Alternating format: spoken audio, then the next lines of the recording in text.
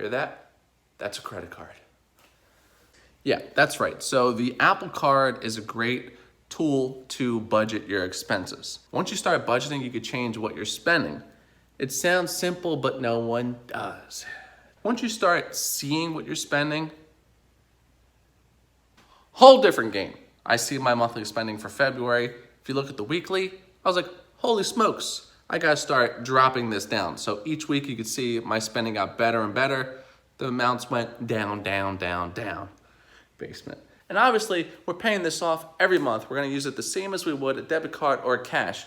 We don't pay interest. No, Apple. We outsmart you. Plus, Apple's gonna be paying us cash back. So money's coming in from all angles now.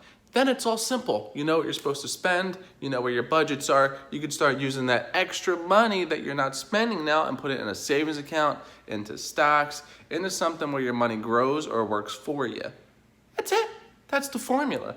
So it's gonna help you now to retire young.